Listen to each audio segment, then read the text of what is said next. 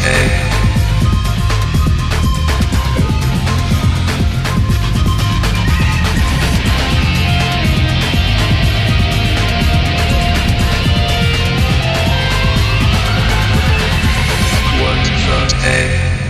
everybody, welcome to What the Tech. I'm Andrew Zarian. Of course, I'm joined by my tag team partner, as always, Mr. Wonderful Paul Thurrott. How you doing, Paul?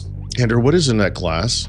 Oh, I was trying to hide it from you because I know that you're going to start mocking. That is an unnatural and unusual color. And if you say appletini, it is not an appletini. So why don't we? It looks more like a health thing. Why don't we play what's in the glass? Yeah, is it a green tea shake of some kind? It is not a shake. It is a kale smoothie. Oh, did you get this recipe from Mary Jo Foley? No, why? Is she into kale? Yes, she does. She drinks these. Yes. Oh my God, I gotta have her on instead of you. I'm really big in the kale drinks. Sure. My wife made this morning because she said that I needed to detox from the awful weekend I had and the things that I did to my body throughout the weekend. So she's like, "Listen, I'm gonna make these smoothies. It's kale, flax seeds."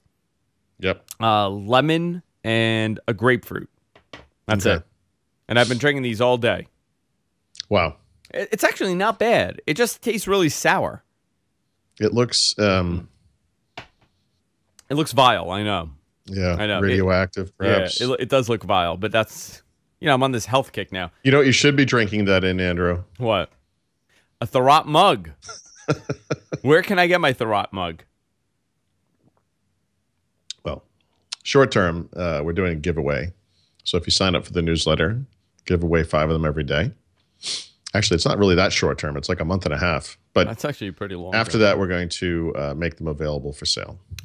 So I have subscribed to the newsletter. Then you're already nominated or in the contest. In the contest, and you could do it also. I'm a big fan of the new website, Thurrott.com. For all things Paul Thurrott. There it is. Look at that. Look how pretty it looks when you don't have the ad blocker on. Yeah, it kind of fills in. Yeah, it kind of fills in a lot of it.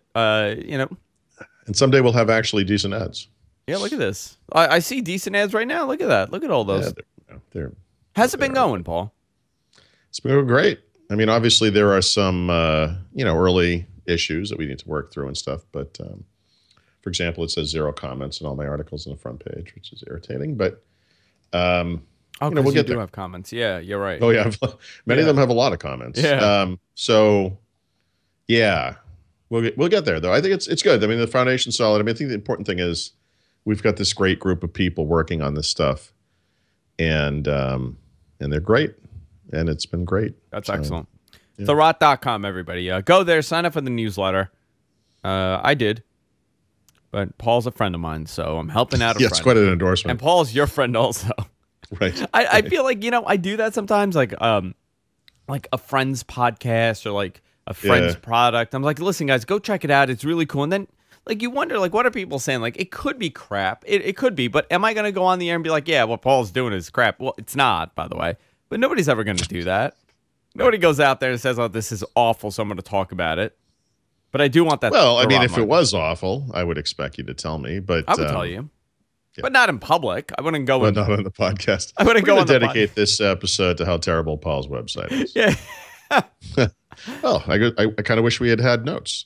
Yeah. So, you could have added it to the notes. So my hair is literally sticking up in the back. Look at that. That grew really fast. I know. I'm like a chia pet. Just water, and it continues to grow. So, Paul, we got a big storm here on the Northeast. I have about almost 2 feet of snow. Yep, me too. You too, and I think a lot of our viewers have been buried at home, literally by the snow. So it's going to be a busy show here today. So I want to recap last week because you were away, and we're in the middle of this big announcement from Microsoft. They unveiled so many things. We didn't even talk about the HoloLens in detail. I mean, we mentioned it, but we really didn't go into the detail about it and how this is really, I guess, do you think it's the future of Connect, where Connect, fell short? This is the continuation of that kind of mentality?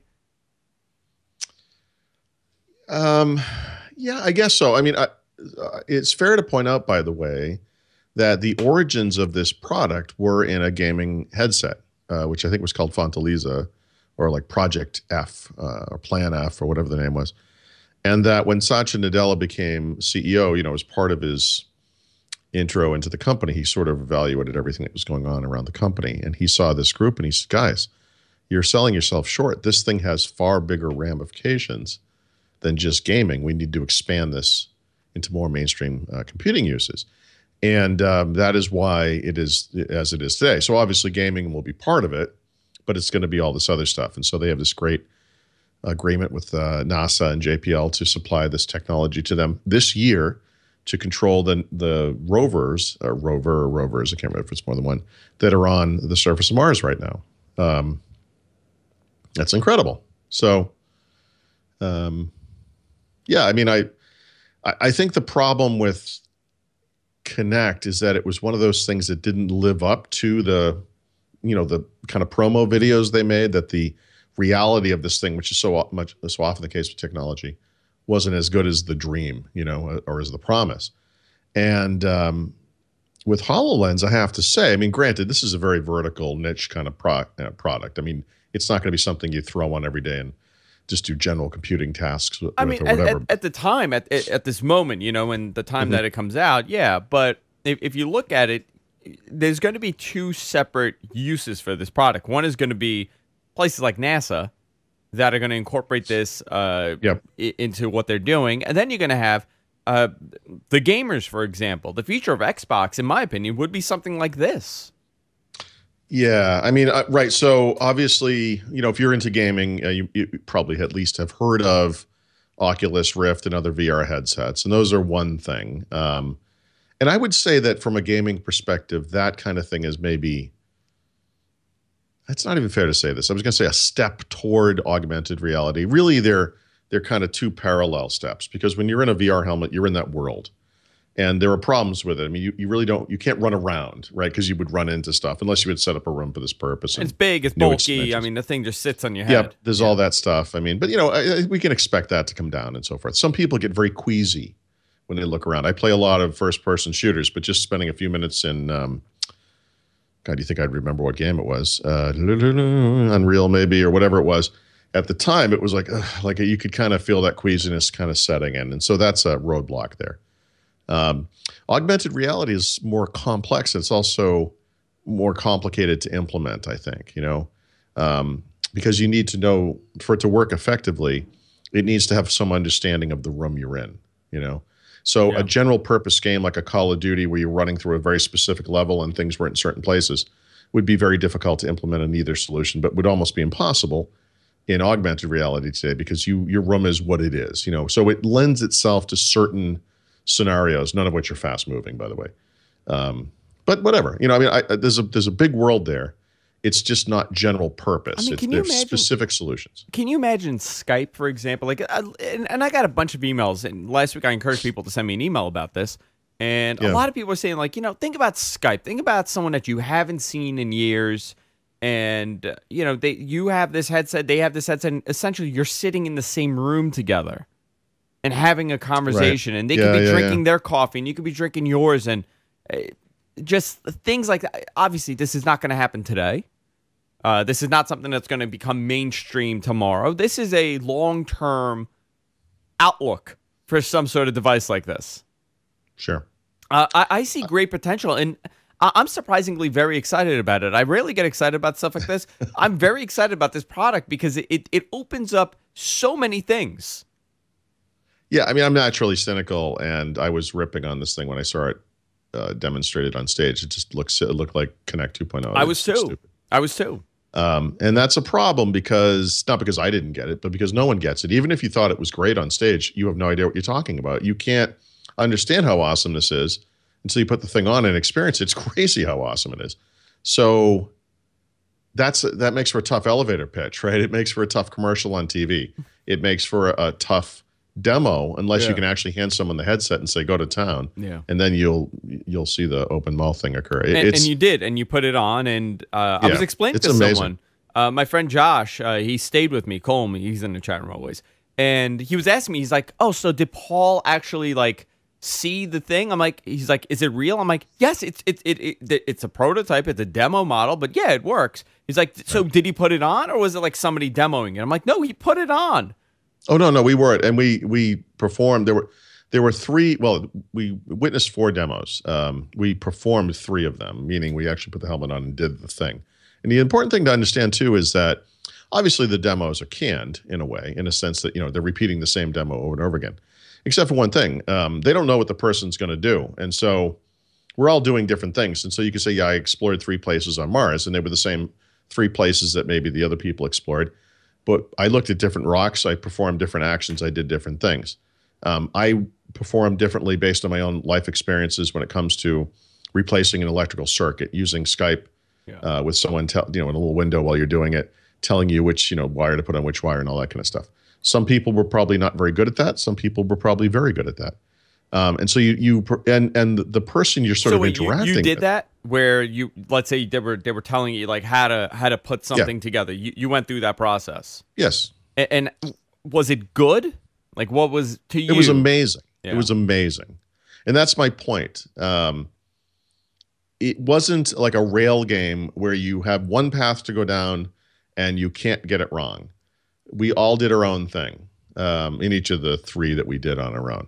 And the variances were either slight or dramatic. I'm sure some people are so fumble-fingered they can't cross 2 wires and put a cap on it, and they probably did very poorly with that. I was sort of joking that the one thing this showed me was how poor my dexterity is. Actually, I think I did pretty well on that one because I'm kind of familiar with this kind of do-it-yourself stuff. Yeah. It wasn't that difficult, but I think that was the key. Well, that was our key to it. I mean, I think just putting the thing on and like gazing around was amazing enough.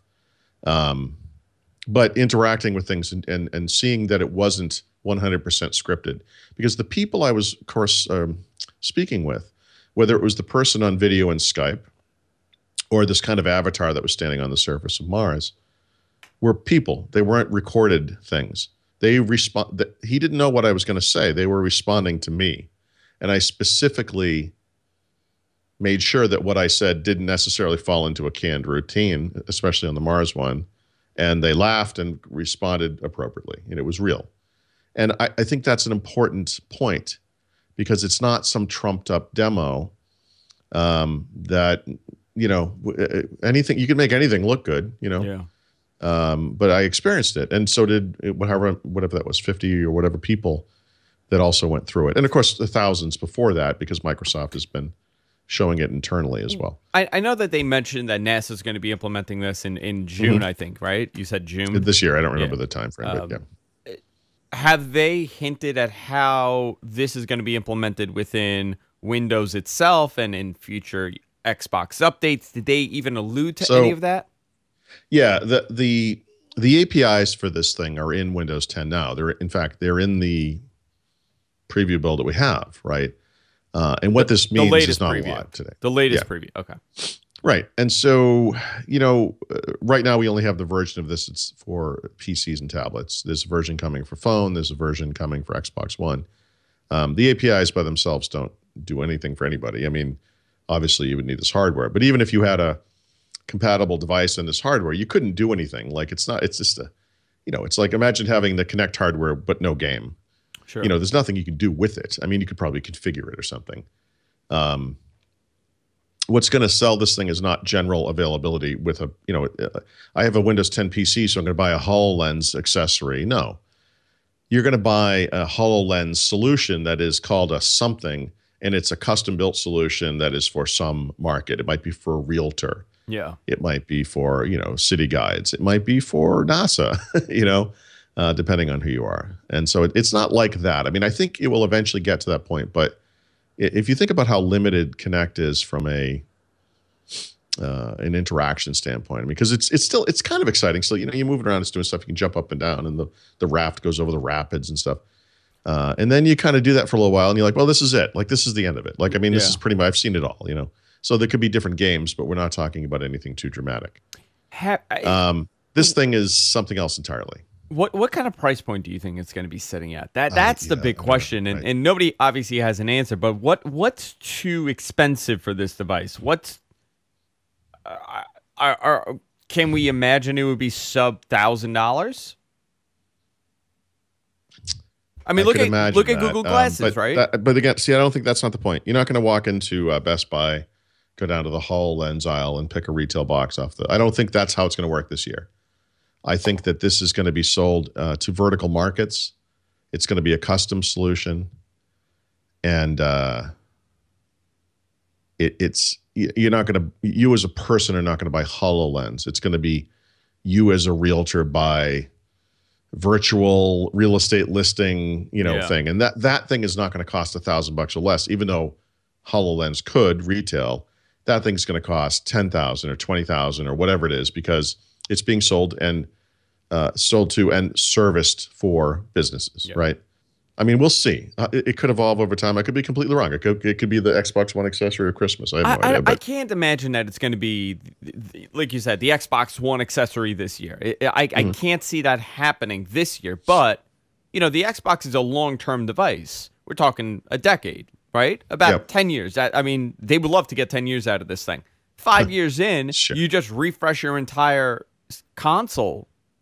I mean, you just totally change the game, but it's it's almost like buying another console.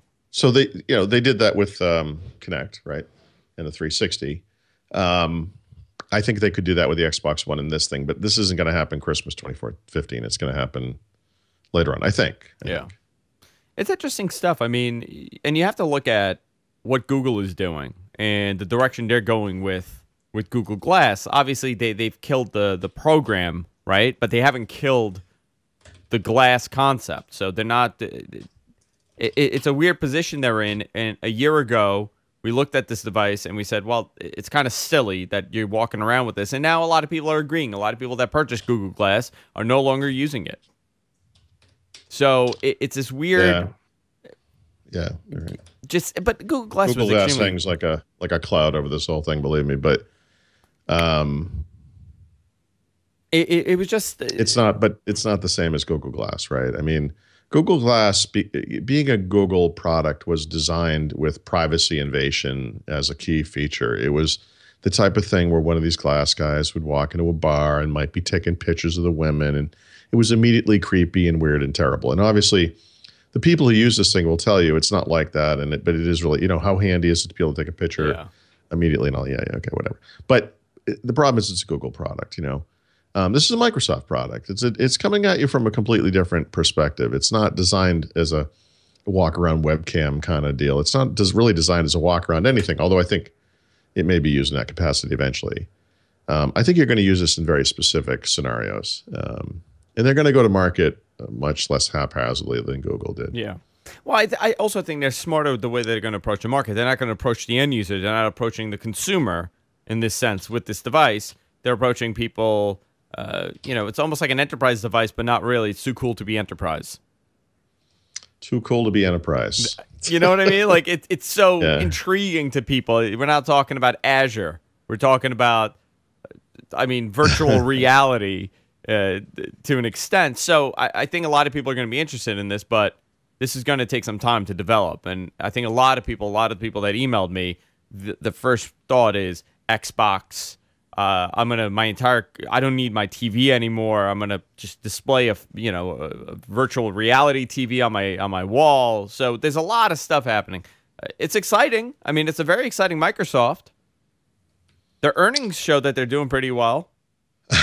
Well, it depends on who you ask, but I think it does. I do. I mean, I think that their earnings show nothing surprising. Which I think it should be important to anyone who is following Microsoft anyway. But also that you can think of things different ways. For example, the New York Times this morning was reporting that Windows licensing revenue for PC makers year over year was down 13%. And there are a variety of reasons why that might be the case. Those reasons include that last holiday season, Windows XP was heading on its way into retirement, and thus the business upgrade cycle was a lot stronger than it normally is. This past year, Microsoft started $0 licensing on Windows devices that have small screens and very inexpensive licensing for Windows devices with other screens.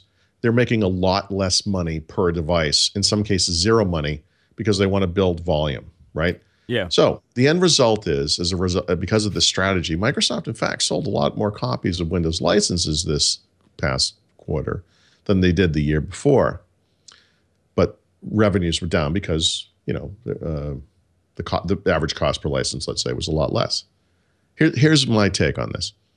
You're telling me that Microsoft is giving Windows away for free to consumers, essentially, and their revenues were only down 13%? I mean, yeah. That's a huge win. Consider the following comparison. Xbox One, also massive price cuts, right? A year ago, that quarter, the only way you could get Xbox One was to buy a $500 version of the console that included Kinect. This year, you could get the Xbox One for $350 for the entire quarter. It came with 2 free games, right? It was the best-selling console in the United States for 2 months in a row, but not in the world. And their revenues, Xbox revenues, were down 20%. And what did they sell? 6.6 million? I don't remember the exact number, but remember that split between 360 and Xbox One. Okay, 360 and Xbox. Compared to PlayStation 4, Xbox One is still being outsold. Yeah. But I would say that Windows, which is a much more important business to Microsoft, being down only 13% from a license revenue perspective, and is a huge success story. When you consider that they were going for a similar strategy with Xbox One, and those guys saw a 20% drop in revenues. I just don't see it as bad news. No, but it's also skewed. I mean, you look at Microsoft. Windows is in a transition period. I think that's playing a part in this, and you're right. The licensing plays a major part. Have they said how? As far as market share goes, with these smaller, more inexpensive licensing, has that improved their market share on these smaller, devices? Right. They did not say this during the conference call. That type of information typically doesn't come directly from Microsoft, although Microsoft, of course, is apprised of this information. In the United States, we have companies like NPD that would determine that kind of stuff. They don't typically release a lot of information publicly, but they release some, and so we'll probably see some of that kind of stuff. I mean, we saw PC market share numbers from IDG and Gartner a couple of weeks ago. That's one thing, but what we haven't seen yet is a very good comparison of, let's say Chromebook sales, Chrome OS sales versus PC sales versus Mac sales in education with consumers, right? And then general PC sales that include Chromebook and Mac OS. How do those things all equate with each other? And then there are devices that aren't really quite PCs, like iPads and tablets, but are sort of PCs, especially where some people are using them as productivity devices with a keyboard or keyboard case or whatever. How does that kind of thing impact Windows? One of the things that's going to happen, I think today, is that Apple will release their earnings announcement, right? They're going to make $1 gajillion. It's going to be a breakout blockbuster. The iPhone, yeah. I'm curious what that is. So the iPhone's going to be 60-something million units. It's going to be insane. And you'll recall months ago, I predicted that Apple would have a non-temporary bump in market share in the smartphone market. So I'm going to be looking for that. But the thing that's maybe more pertinent to this discussion is how the iPad did, right? The iPad sales fell in the last 2 quarters sequentially. So they didn't slow, they fell, meaning that a year ago in both of those quarters, Apple sold more iPads than they did now. Is that going to happen again? I mean, if that happens in the Christmas quarter and the holiday quarter, that's bad news, for Apple. Yeah, Business Insider has a post of what Bloomberg is expecting Apple to announce. They're saying about $67.5 billion, which is up 17% year over year. Earning per share is $260, which is up 25%. iPhone units, 65 million, which would be up by 27% by year over year. Right. Whisper numbers close to 69 million. I mean, that's a significant amount. Yeah, it's going to be in the 60s. I mean, it's big. So let's see. iPad average selling price is 668. iPhone average selling price. iPad units 22 million, down 14% year over year. Now, this is just what they're expecting Apple to say. Yeah. This isn't the official, Oh, no, release, I know. But Apple hasn't. iPad units 22 million. iPad ASP 436. That's interesting that their average selling price is that high, considering they have the lower models in there now. Mac units, 5.5 million units, up 15% year over year. iPod units, 3.5. Gross margin is 38.5%. So, interesting. To kind of put this into context, Google did 66.4 billion in revenue for all of 2014. Yep. Sure. So it just shows you. Sure. I mean, these are great numbers. 65 million iPhone units sold. I mean, if that is accurate, 65. I mean, that's incredible. I remember in the last quarter, people were talking about Apple maybe selling something around that number, and that didn't happen. I don't remember the figures, probably in the 40s or something, but. Yeah, I mean, it's like, Apple sells 65 million iPhones, 64 million of them in the United States. It's going to be some crazy skewed thing, but yeah, they're just a force of nature. But it was a tremendous year for them. I mean, they put out 2 brand new devices, 2 brand new iPhones essentially at the same time, and a lot of people bought it. A lot of people bought it. You know what? I would love the numbers, right? I would love the numbers of, let's say, Samsung Galaxy S5 sold compared to... Oh, you're never going to get that number. Never. You're never going to get that number. And that's what I've been saying for a while. And by the way, though, to be fair to Samsung, everyone has a choice. People always say, well, yeah, but Apple only sells, 1 or 2 devices or something. Yeah, whatever. I mean, we all have a choice to make when it comes to how we do things. And, Samsung's choice mimics that of the Android market. And it mimics that of the PC market, which is lots of devices, lots of price ranges, lots of choice. And that's an equally valid strategy.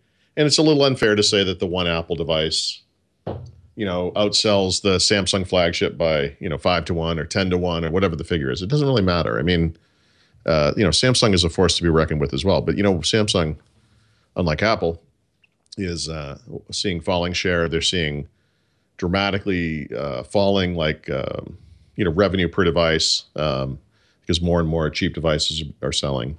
So it's, they're different companies, different markets in a way, different strategies, certainly.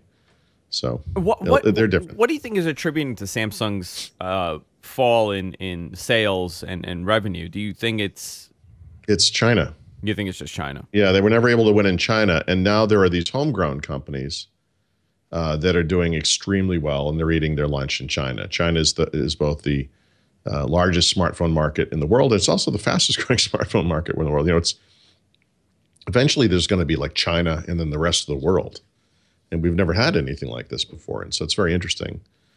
We don't see these companies here in the United States yet. So I mean, here in the U.S., it's a little confusing. CES was filled. Right, but they're not selling phones here, right? For the most part. Some of them are starting to, but... what is it, Huawei, right? Yeah, Huawei. Those guys are actually sort of there. I don't know how you pronounce it, like Xiaomi or whatever that is. They're going to be the biggest cell phone maker in the world. My phone is a Chinese, I guess, made phone. Yep. Well, everyone's phone is Chinese. Everybody's phone. But it's a Chinese company that owns them. But Chinese designed is new, right? I mean... Apple is, designed by Apple in California. I mean, these guys are designed by whatever company in Shanghai or whatever company, wherever they are. It's not going to be just made in China. It's going to be designed in China. I mean, I do think it could disrupt the market considering, a lot of these phones, like this phone right here, it's unsubsidized. It's $399 and you just go and you buy it. So... And we saw some of these announcements come out at CES where a lot of these, smaller manufacturers are coming out and they're going to release their phones and it's going to be unsubsidized and you buy it and you use it. Right. Compared to going in, going with a Samsung or an HTC. So I think it is shifting. I mean, it's totally shifting at this point, but it's interesting to see Samsung struggling at, with their numbers just dropping like that. Well, so every market's different, right? I mean, I pointed out, so for example, I'm as you're saying this, what I'm thinking is, it's interesting how volatile Samsung is, right? These guys are still the biggest smartphone maker in the world, have been for a few years now. They're huge, right? There's no one, you can't discount the fact that this is a huge and powerful company. And yet, you get this feeling that their market is very volatile and that they have the chance to fall very hard and very fast, and that these guys may not be doing so well in a couple of years. And that's kind of interesting how fast that changes. And as I was sort of considering that, I'm thinking, it's interesting how rock solid Apple is, right? So they were never really number one, and maybe never will be, but they have this really solid and lucrative market. And they've kind of maintained that. And it's interesting how that's not falling apart. But remember, I said earlier that the iPad had stumbled over the past 2 quarters. And so Apple is not necessarily a story of just up. You know, they're also experiencing some valleys here depending on the product. Obviously, iPod is off the charts now. They're not even a thing. 3.6 million. Yeah. Yeah. That's not their fault. I mean, that's because they're successful selling phones. I mean, people are buying devices that can do more. It's no surprise. I mean, as far as iPod units, that has to be the iPod Touch, right? Well, it's all iPads, iPods. But I bet that over 50% of them are iPods. Which, by the way, 2.5 years old now. Yeah. You know? It's interesting. I mean, the market is changing. Apple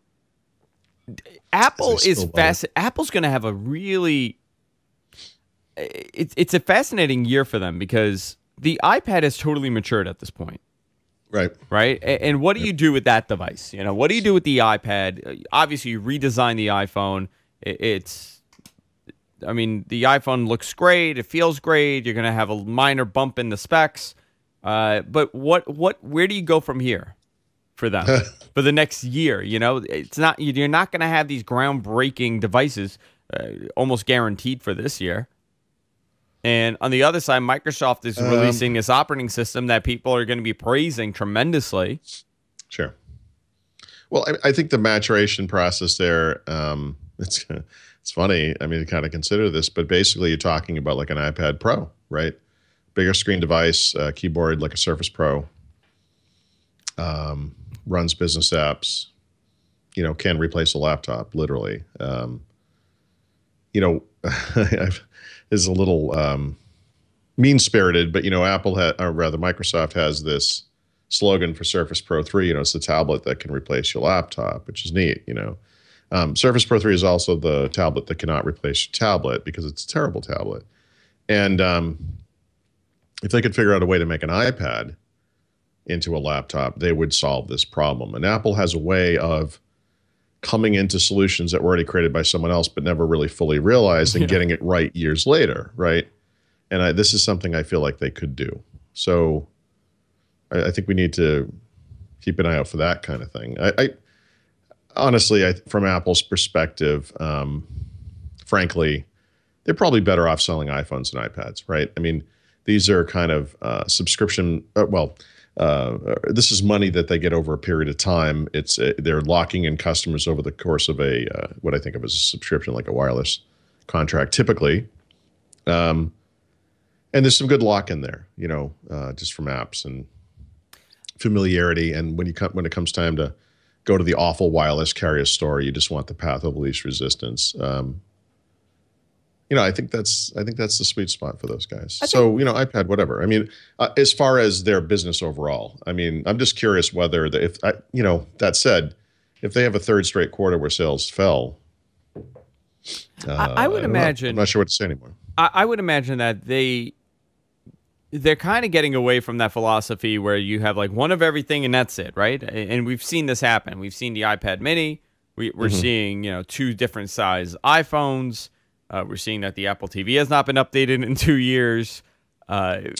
It seems like they're spreading themselves, but the focus isn't necessarily every year we update everything, which that's what it was. No, every year you updated they everything. have a very strong focus, and I think from Apple's perspective, like a product like Apple TV, you know, people obviously use that every day. It is the best way to get your iTunes content on the TV.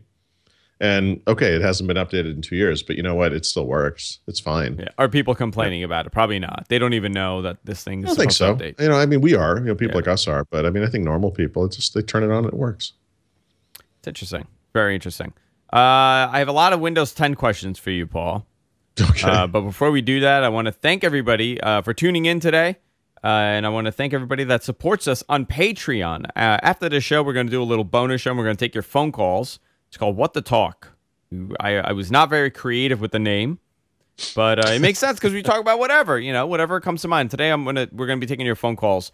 I'm gonna announce the number at the end of the show. You can start calling in. We're gonna have a call screener. He's gonna, you know, ask you what's your question. You're gonna give it to him, and then I'll pick it up. But I want the topic to stick to Windows 10 and what you're hoping from Windows 10, what you thought of the announcement. Were you excited about everything? Just, general discussion about that. Don't call in with your Zune support questions, guys. Please. Paul does not want to do Zune tech support for your Zune HD. Zune tech support. Yeah. Well, how many of those emails do you still get?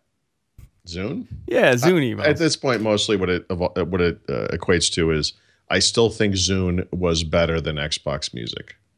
And, what am I going to say? I mean, that could be an argument. I thought the software was great. It was pretty. Yeah.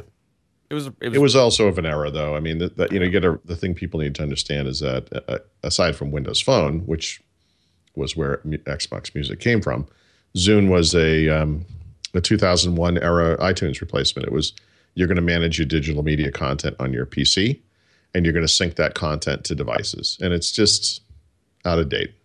That's out of date thinking. Paul, Windows 10. Let's talk about the new build that got released, I think, as we were ending the show on Thursday. What's new in it? What can you tell us? Just a summary of what's in it. What's new in Windows 10? What's new in Windows 10 Preview 2? Okay, so to me, the big thing is and this will be more fleshed out in about a month, but we're seeing the first universal apps. And universal apps are modern apps that run on both Windows and Windows Phone, at least. I mean, eventually they'll also run on Xbox, some of them. And they look a little different. The title bars look a little different in this build. I think that's going to change. But they're basically updates or new versions of apps that were, in Windows 8 or Windows 8.1. And they do away with the Windows 8 style navigation, where you would swipe in from the top or the bottom and get app bars, which were these giant Fisher-Pricey looking things. And people always said, this environment is so terrible. It's designed for children, and you're never going to be able to have Office apps in this.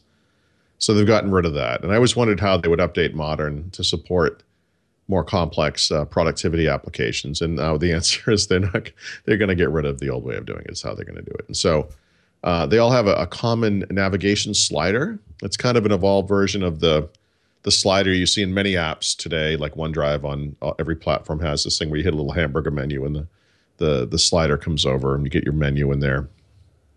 Some of the more complex apps, like OneNote, which is the first Office app we see, actually have a full-blown ribbon, which is like a toolbar with tabs. And that's, how they handled that sort of density of command kind of thing. It's got, what has it got? Well, it's got the start menu that can go full screen if you want it to. So it's not two separate things, a start menu and a start screen. It's one thing, and you can just toggle it on the fly, which is great. It has continuum, although it only works in Surface Pro 3 right now. You can do it manually, meaning that if you have a detachable device, when you unplug the screen from the keyboard, it says, hey, do you want to go in tablet mode? And if you do, everything goes full screen. When you clip it back on, everything goes back to Windows, and you work on the desktop again. How about the notification menu? Yeah, notification center is new. It's like the one in Windows Phone. It has quick settings, which you can expand, and those are things like on a phone you'd have like airplane mode, brightness, that kind of stuff. Here, that's how you access tablet mode and other options like that. And the Charms menu is totally gone, right? Charms is gone. I think we can all genuflect and thank God for that one. I'm trying to think what else is new. I mean, most, it's fit and finish stuff, new icons, nothing hugely important. I'm on, as far as stability goes, is it, how has it been for you? For me, it's been great. I've heard from many people who've said this thing is not stable enough. I'm going to go back to Windows 8.1 or whatever. I've installed it on a bunch of stuff. I'm using it now on this computer. It's fine. Well, that was my next one. What devices did you install it on? On everything. I mean, I put it, so yeah. I tend to mass install and see how it goes, throw caution to the wind. It's been fine, for me. I haven't noticed anything odd.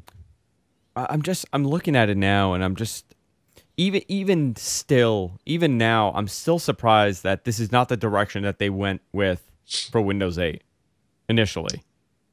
Okay, so I think the thing maybe a lot of people don't appreciate is how different things are now compared to what we thought it was going to be like. When Windows 8 was in development, the iPad was exploding. And that was going to be the future of computing, you know, that desktop computers and traditional computers would be this kind of anachronism, and that they needed to move Windows past the desktop and have a desktopless version of Windows that would be like the mainstream consumer version, and would be simpler and prettier, and it'd be touch-based and all these touch controls and edge swipes and all this kind of gunk.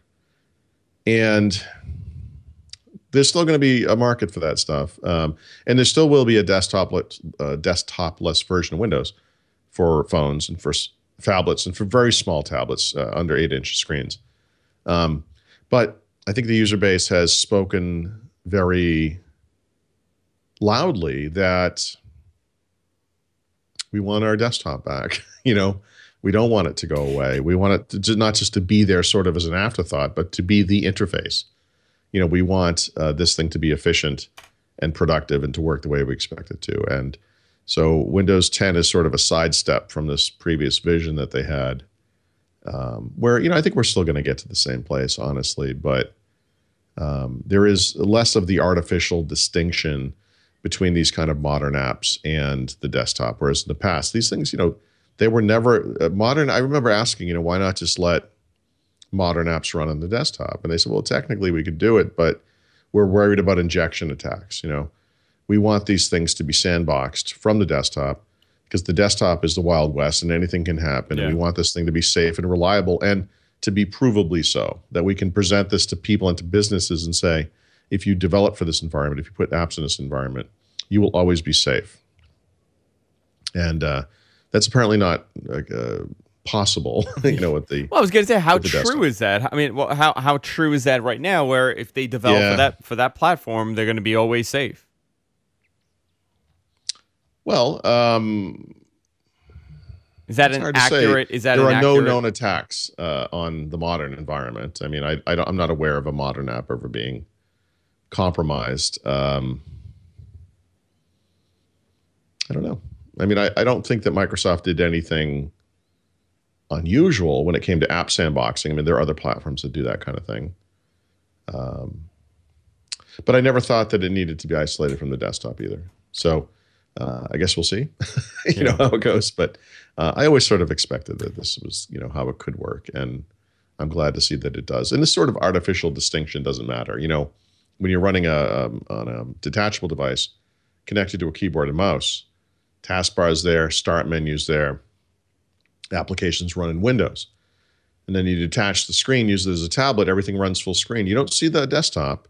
You don't see the taskbar, although I guess you could see it if you kind of flipped up from the bottom. Everything still works, you know.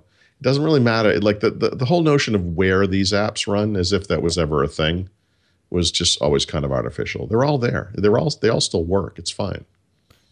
You know what was the it was something that I was thinking about the other day that I wanted to ask you is, how are the OEMs responding to Windows 10? Are they excited for this? How are they reacting to this OEMs? kind of, yeah. I haven't spoken to any OEMs about Windows 10 specifically. Because with Windows 8, they were not really happy with some of the specifications, you know. Oh, yeah. No, they went kicking and screaming to Windows 8. And by the way, it didn't help that with Windows 8, Microsoft also launched its own hardware line that competed with them.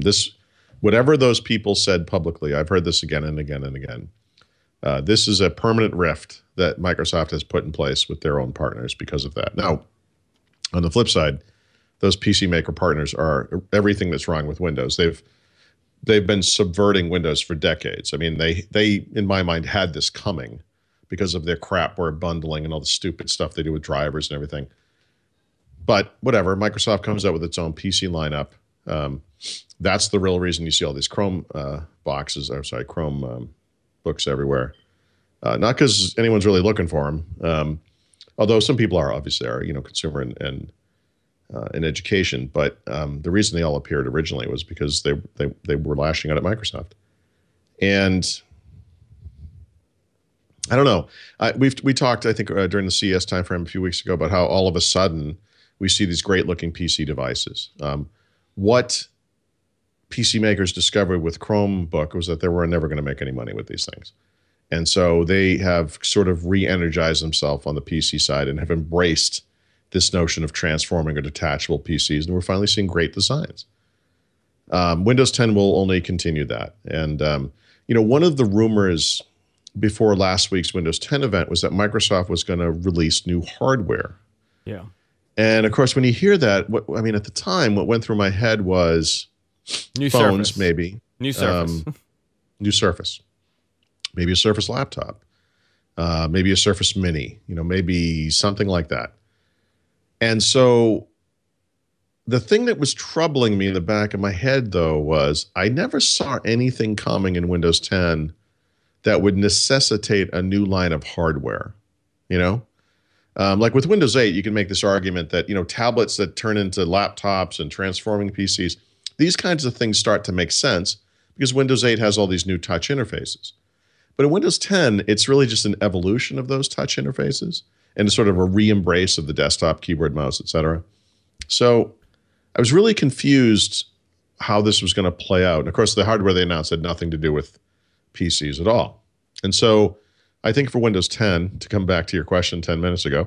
I'm listening. It's all I know. I'm kind of roundabouted it. But I think with Windows 10, PC makers are already on board. They got the licensing they wanted last year. They've come up with awesome new PCs across the price spectrum. And we're going to see it happen again with Windows 10. Most of it will be the same PCs redone for Windows 10, right? Slightly evolved versions of what we see today. Maybe new processors, new configurations, and that kind of thing. But you know what? I think we're in an awesome place with PCs. And so definitely. I think Windows 10 is just going to benefit from that. Even the lower end of the market, they're starting to build better computers, more attractive computers. Yeah. But like a company like HP, for example, HP, it's fascinating that they went with Chrome OS. I keep spilling on myself. What are you drinking? I'm drunk, Andrew. What's in water. There? What do you got in there? It's water. It's just sparkling water. With HP, they embraced Chrome OS, and it seems like now they're replicating that same exact model for the PC, for the computer on the PC side, on the Windows side. Right, and when they replicate it on the PC side, you get a free copy of Office 365 Personal. You get a $25 Microsoft Store gift card. If you don't get Office, you get 200 gigabytes of free OneDrive storage for 2 years. There are better values too, right? I don't know about a Chrome box. HP sells a Chrome box. I haven't looked into it. You might have seen this on my site. I have this HP Stream Mini desktop. Right? Oh, hold on. Let me get you on camera. There you go. Such a cute little computer. And it's all done up with ports. 2 video out. You can do you can actually do a dual monitor with this thing, which is crazy. I haven't tried that yet. This thing, you can open it up. You can access the RAM. You can upgrade it to 16 gigabytes if you want.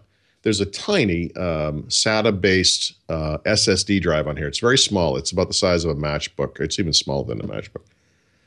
It's on what looks like a standard SATA port. So I suppose you could replace it with a full-size kind of laptop-style SSD. But this thing is very small. But I assume that is also upgradable. Certainly, you could add external storage to this thing. This is an example of a device that is more expandable than the Chromebox equivalent. But even if it isn't, it makes more sense to expand a PC. You can do more with a PC that has more RAM and more storage. You can't do anything more with a Chrome OS device. Is always going to be a Chrome OS device. There's nothing going on there. And the value proposition for the PC is just so strong across the board. This kind of device, in the scheme of PCs, is fairly limited. But it could be a home theater piece. You could put it out there and use it for Plex. That's what I was thinking about, which you just recently discovered. Yeah. So I'll review this thing and I'll look into all these different uses. I prefer to use a PC at my desk and then have a laptop when I go. Some people like to have the one machine. They dock it, whatever. I find there are too many problems with docking, but that's a solution for some people. Problems in what way? Problems in what way? Switching between multi-mon config and or a second mon config and the display, and it's especially problematic in today's era of high DPI devices where the laptop, say, might have like a crazy resolution screen, 3200 by whatever. You have to scale it to a certain percentage, yada yada yada, and then your big display is like 1920 by 1080. You don't have to display scale it at all, and going back and forth between those two things is constant readjustment of window sizes and positions and stuff. I find that stuff to be very problematic. Interesting. It's easier for me to stay on two different devices. Yeah. So this is what we're going to do, Paul. I need like 5 minutes to get ready for the bonus show. Okay. Because we got to call in to the phone number. We got to set up the call screener. By the way, Suncast is absolutely right. Plex is phenomenal at transcoding.